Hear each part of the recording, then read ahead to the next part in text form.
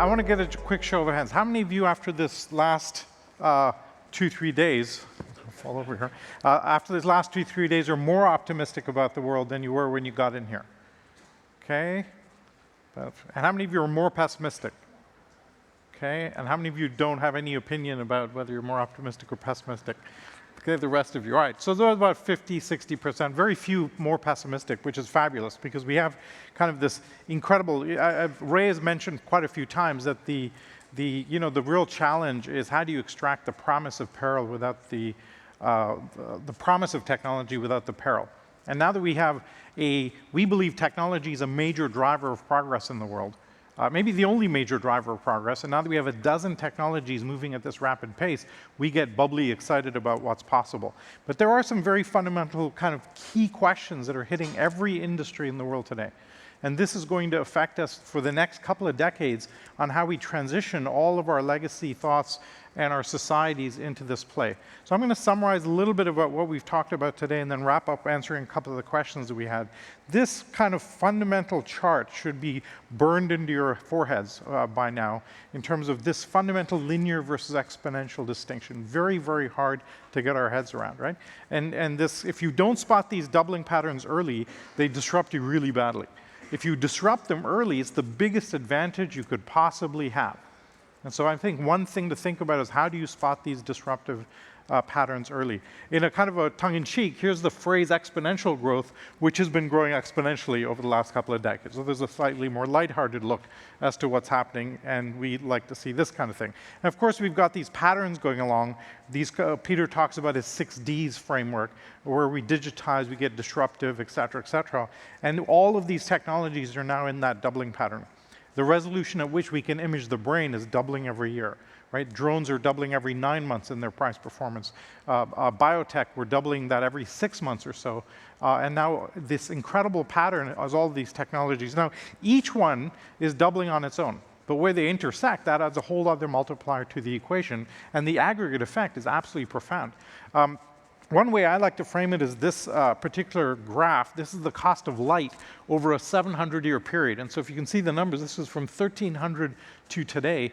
And really interesting and important is the shape of this curve. Very, very expensive, plateaus for a while, and then literally crashes to zero as we apply human engineering and scale to this problem. So that shape of that curve is very interesting. That's the cost of light. Well, there's the cost of DNA sequencing that you've seen from some of Raymond's work and some of our thinking. Very similar shape, right? And if you saw Ramez's charts, here's the cost of solar modules, and see again the same shape. And across all of these technologies, the cost is crashing to zero. And this speaks to that whole demonetization thing. And this gives us very exciting. In solar, a quarter of all of the farms in California are now solar powered. And maybe in the ultimate irony, the Kentucky Coal Museum is now using solar panels to power itself, which I find absolutely, how do they look themselves in the mirror is my question when they've got solar panels powering the damn museum. That's I want to visit just to see it, right? Just I actually tried to live this myself. A few months ago, I actually took a Tesla and I drove from Miami to Toronto. I went kind of 1,600 miles. And I would get on the highway, I'd hit the autonomous car mode. The car drove itself. I essentially had a private train crossing the whole country. And because the charging stations are free, the entire trip cost me zero. Right? This was a Gutenberg moment for me. You all remember the printing press in the 15th century where the printing press changed everything. Well, today I would say that we have about 20 such Gutenberg moments hitting us at the same time. You know, just autonomous cars changes everything. Then you add in drones, then you add in Bitcoin and solar and biotech and AI. And this is profound. This is profound in terms of how much is hitting us in that sense. Now, that's very disruptive because of the technologies are all very sexy. But as a society, we are not set up to absorb this pace of change. In fact, I will argue that every mechanism that we use to run the world, our civics, our politics, our legal systems, our healthcare systems, intellectual property, education, all designed for a world a few hundred years ago, right? Not for today. Definitely not for 1 trillion sensors coming down the pike. We actually need to re-architect pretty much every mechanism by which we run society. I'll give you 2 examples that I think make it very real. For a few years now, I've been saying that democracy does not work in a world of 1 trillion sensors. We invented representative democracies when information was scarce. If you're in DC, you had no idea what was happening in California. The speed of a horse was as fast as you could find out. So you had a representative come and say, here's what my people are thinking. And we met a couple of times a year in session so that people could have time to get to DC collectively and say what's happening. Well, today we have an abundance of information which can be misused, misinterpreted, faked, and every major democracy in the world today is broken. India, broken. Brazil is broken. The UK broke last year, trying to fix itself as of today, but the US is breaking in front of our eyes. Right? In fact, every major country has a problem because it used to be a huge advantage to be a big country before. You had multiple industries and critical mass, abundance of natural resources, but now we need agility and adaptability, and these big countries are brittle and very fragile. And so we have enormous challenges around ourselves. So democracy doesn't work going forward. And how do we update that? And think of all of our leadership, especially on the political side. They're all set up to manage a predictable, stable, linear, scarcity-based world. And we are entering this kind of 20 Gutenberg moments chaos that's about to hit us, Black Swan Central. Right? And so that's an enormous. Let me take a slightly more lighthearted view. Take the institution of marriage. You know, we invented marriage about 15,000 years ago, and when marriage first arrived on the scene, average lifespan was about 25. So you got married, you had kids, you died. It was not designed to last 50, 60 years, right? And as we get to doubling human lifespan in the next, say, decade or two, are we supposed to live with the same person for 100 years? That's crazy. I call that state-sanctioned torture is basically what that is. Right? I mean, my wife gave me permission to say that by myself. So how do we update these institutions? And this is the central challenge facing us globally today, because our existing systems have this problem. Now, what happens is when you hear about new technology, your amygdala freaks out. And hopefully Peter talked a little bit about that. Did he mention this? Right? So we all have this little amygdala on the back of our brains that's constantly scanning for bad news. It's an evolutionary mechanism. When we were evolving on the plains of Africa, if you heard a noise in the bushes, you ran, because bad news could kill you. If I missed a piece of good news, I might miss some fruit that I could eat. If I missed a piece of bad news, I died. So we're actually 10 times more likely to listen to bad news than we are to listen to good news, and Peter talks about this in this book, Abundance. This is why Fox News is very successful. So if you watch Fox News, you're pretty much going to die this week, right? If you're really lucky, it'll last till next week, but then you're going to die next week. Right? And so this is the big challenge. And often what happens is when you hear something new, your amygdala freaks out because our brain immediately associates it with danger, and it evokes a fight or flight response. So when people first hear about the Google car, the initial reaction is, oh my God, that car might kill somebody, ban the car. Because people don't like to be killed by robots, as my colleague Brad Templeton will say. Now, we'd much rather be killed by drunk people, which is what's happening today. Right? And so we need to get through that initial wave and deal with this amygdala response or immune system response as we talked about it. Douglas Adams, who wrote Hitchhiker's Guide to the Galaxy, put it typically best. He said, anything in the world when you're born is normal. Anything when you're born when you're a young adult, you can make a career out of it. Anything born after you're 35 years old is just wrong. Right? I think that pretty much summarizes what's happening in the world today. Now, yet, even though our amygdala is freaking out and we're operating in the politics of fear, we of course can see that we're living in the most magically positive, abundant time ever. This is simply put the best time to be alive in the history of mankind. The only time that's going to be better is next week, next month, next year, next decade, because things are going to get very much better. Bill Gates thinks we'll have eradicated extreme poverty by 2030. Now, unfortunately, you won't see this in the news because it's good news and it doesn't sell. This is just the last 100 years from some of Peter's work in abundance. Now, there are two areas that we talked about quite a bit during this conference. One is jobs. And we're not really worried about radical job loss, as you might surmise, but we're really worried about the transformation in jobs. Here are 50 jobs in 25 industries that get disrupted just by autonomous cars. Right? And so this is a huge challenge. But maybe the biggest disruption that's coming is climate change. We're deeply worried about that. I've been living in Miami these last 3 years because, according to our numbers, in about 25 years, Miami's gone. The sea level is rising about 1/2 inch a year there. And so better live there now and enjoy it before it disappears, is my theory. And so how do we deal with that? In fact, one of the biggest challenges in the world today, which is ISIS, is actually an outcome of climate change. There was a 7-year drought in that region. The farmers couldn't grow any crops. Everybody moved into the cities, created a hotbed of problems, and then that exploded into ISIS. And so this is a challenge. In fact, what we see today everywhere is we're seeing the rise of the Luddite movement, the reactionary forces. Pockets of people in every ideology are saying, I can't take this pace of change, right? Hindu nationalists, Jewish settlers, Muslim radicals, Christian evangelicals. Why? Because people would much rather be comfortable than happy. And so we try and strive for a time when we understood the world better, because we can't take this pace of change. I actually believe this is a fundamental failure of leadership. Our leadership today cannot articulate this magical future, and then we end up in the politics of fear. And then we vote based on that result, and then you end up in a hell of a mess like we have globally today. So this is the big challenge. How do we overcome all of these areas? Now, from an economic perspective, we've seen, this is the curve I like to look at. This is what happened to the newspaper industry when you fully digitized it. And we find that when you fully digitize an industry and go end-to-end digital, you tend to see this deflationary cliff take place. The same thing happened in the music industry.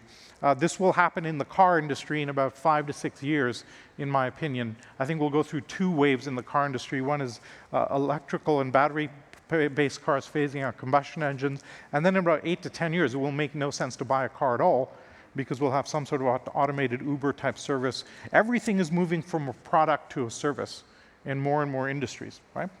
Now, we've talked about how hard this is to spot and the linear to exponential thing. When the Google car first came out, the cost of the LiDAR, the GPS, the radar, the sensors added up to about $200,000 a car.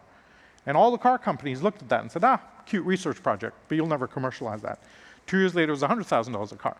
2 years later, $50,000 a car. Even then, the answer was, well, who's going to pay $50,000 for all of those sensors, right? You may be aware that we're down below $1,000 a car now for all the sensors. And now everybody's jumping on the bandwagon a little bit too late. The cost of that LiDAR at the top of that Prius cost $75,000 5 years ago. You can buy that today for $50. Why? Because you have multiple technologies doubling on their own, and the aggregate effect results in orders of magnitude per hop. Right? And of course, the next version is going to cost $10, and it will look like that because it'll disappear and dematerialize into your cell phone. And this is happening across the board, across all of these areas. I love this kind of particular one. In 2010, Ericsson made this prediction that we would have 50 billion devices out on the internet by the end of the decade. And at the time, the entire tech world says this makes no sense. We only have 5-6 billion people. Why would we need 50 billion devices? I talked to Ericsson a few months ago, and they said, we were wrong about our 50 billion. Our new prediction is 500 billion by the end of the decade. And something that we see very, very consistently is where you have a domain that's growing exponentially, the experts in that domain will be wrong by about 10x. This is not a math error. This is a cognitive error. And let me give you one more example to bring the point home. You all saw this graph from Ramez. In 2003, the leading solar energy expert in the world said this. He said, look, if you add up the physical cost of the silver, the glass, the wiring, we will never drop below $1 a watt. That's the blow. That's the base. That's as low as it can possibly go. You can see the market actually believed him for a little bit. Then it started to drop, kept dropping. We're down to about 18 cents a watt today, and his latest comment is there at the bottom. It says, getting below $1, okay, it's exceeded my expectations, right? And as Peter mentioned, we're fond of saying an expert will tell you how you cannot do something because the models they're operating off are out of date. And the reason this is inexorable and unstoppable is the sheer democratization of all of this. All of these technologies going through this curve where domain becomes digital, you get open source communities forming, and then you get radical disruption of the status quo. Whether it's drones or Bitcoin or biotech or all of these are going through this type of a pattern. Now, this means any entrepreneur can enter a legacy industry with a beginner's mind, leverage new technologies, and completely disrupt it. Right? Elon Musk may be the best example. No experience in the car sector, energy sector, space industry, and yet he's created market leaders in all of them. And his MO is very simple. He looks at an accelerating technology, aims 10 years out and looks over where the doubling pattern will be, and then launches a company to intercept that curve. And that's a pretty good way of working around it. And as you may be familiar with the Hyperloop that he's trying to, that's designed, is now being built by several companies to do transportation very, very fast. Actually, he wanted to go from LA to San Francisco in 20 minutes at about 4,000 miles an hour. And as an example of the mindset, I was chatting with him about this, and I said, Elon, I have a degree in theoretical physics. If you accelerate somebody from 0 to 4,000 miles an hour and then decelerate them back to 0, you're probably going to kill them. And his answer was, yeah, it's an issue, right? Because I'm thinking, I'm the expert going, intractable problem. He's like, yeah, we have to overcome that problem. That's the mindset. That's the mindset that we're seeing now across the board. And when that mindset intercepts and leverages accelerating technologies, look out world in a positive way. And so that's where we get very excited. And this distributes very fabulously. Here, this is a fishing village in Vietnam where a ship used to come to deliver diesel fuel for their fishing boats. One day the ship stopped coming. They had no fuel to power their boats. They invented a solar-powered boat. So here you have disruptive innovation using accelerating technologies happening at the edge of civilization. And we get incredibly happy and excited when we see this, because once these guys get their hands on drones and 3D printers and Lord knows CRISPR, things will get very interesting indeed, right? And there's some incredible things happening across in the medical field. This company has figured out how to solve superbugs. They can cure antibiotic-resistant bacteria. And by the way, as a side effect, they can cure all allergies. Kind of a cool company.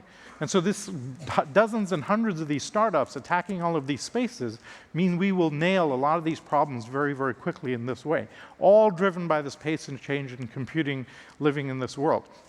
Now, I talked about this kind of sprint idea to solve the immune system problem in companies. We've actually been applying this to cities, and I think this is the question that was asked. How do you apply this to the public sector? So we've actually created a nonprofit called the Fast Track Institute, where we go into a city and we find we can solve a problem facing a city for about 1/10 the current cost. We've run this 3 cycles with, in Medellin in Colombia with the mayor there, and we're about to sign a major American city to figure out what's the future of transportation at 1/10 of the existing cost of transportation. And the way it works is you take a problem like transportation and you go through 4 layers of it. The first layer is looking at what technologies might radically affect that space. If you ask the Department of Transport in any city, what's your future? They'll say we need to build more steel on steel rails. That's basically the answer, because they don't know of what's coming. But when you can show them hyperloops and autonomous cars and the radical cost drop, things get exciting. The second layer is to go through a design layer and say, okay, what would this look like portrayed in society? Let's do some of that. What's the media narrative around it, et cetera. The third layer looks at the money side and said, okay, how do you fund this?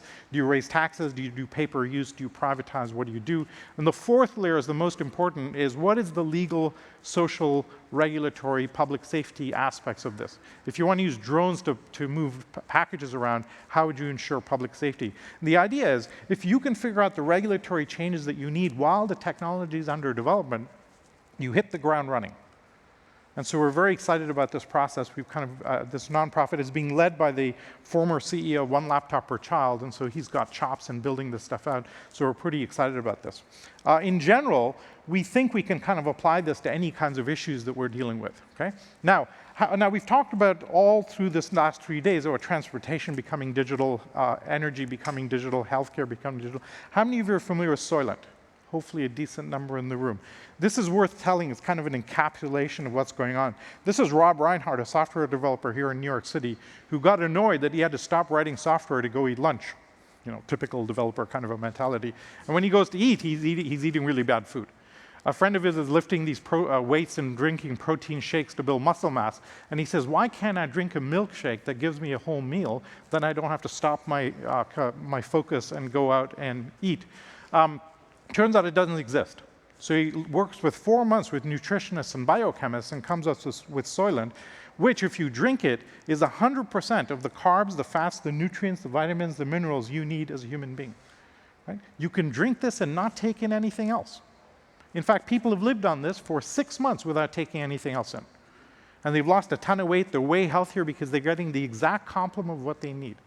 Now, they're bored out of their minds, right? Because if you drink this for 6 months, you want to shoot yourself with boredom. But most of us do not eat because we have to. We eat because it's there. So I could drink a glass of this in the morning and do whatever I wanted for the rest of the day, and I don't have to eat my vegetables. Now, if most of us in the room, 35, 40 years or older, invented this, our first instinct would be to patent that recipe and license it to Mondelez, to Kraft, to Nestle as a business model, right? That would be the first instinct. This younger generation is different. He open sourced his recipe. Anybody in the world can go make this. And people said, that's amazing, but why would you do this? And he said, I have a massive purpose. I want to solve hunger. If there's an earthquake in Ecuador, if there's a famine in the Sahara, you should be able to drop boxes of this stuff in without needing me. So people said, great, but how will you make money if you've given it away and it's open source? And he said, I'm always going to have the best recipe. So there's release 1.4 of his food recipe. He's iterating his food recipe the way we iterate software. Okay? Food is now software.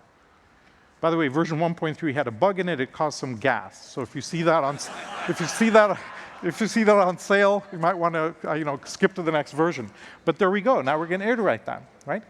Now we're starting to understand what our microbiome is and all of the bacteria in our bodies and how different that correlates. I tell you what version 3 will be. I will send him a sample of my microbiome, and he will send me back a completely tailored version of this for my metabolism. And the food world will get completely disrupted by that, right? So this disruption is coming. It's hitting every single sector. We have to figure out how to leapfrog this and transition all of our old systems into this new world. Because this forcing function of technology is going to hit us like a ton of bricks, and it's starting already. Now we have two options. Right now we're headed down a pretty dystopian Mad Max kind of path of social structures, political structures, financial structures, and a mess across the side. We have to figure out how to undo that and re-tilt that future and head it towards abundance. And it's going to require some pretty significant leadership around the world to do it. And we call on you to please help us. If you see these technologies, if you appreciate what's happening, please go and implement them out in the world. Pick a startup, fund some startups, create a fund around this, go deploy these, because the more these get deployed, the more headroom we have and the more upside we get in getting to this future faster. So with that, thank you very much. I'm going to pause it there, and then we'll end it, and I'll call Will back to close it out. Thank you very much for having me. Thank you.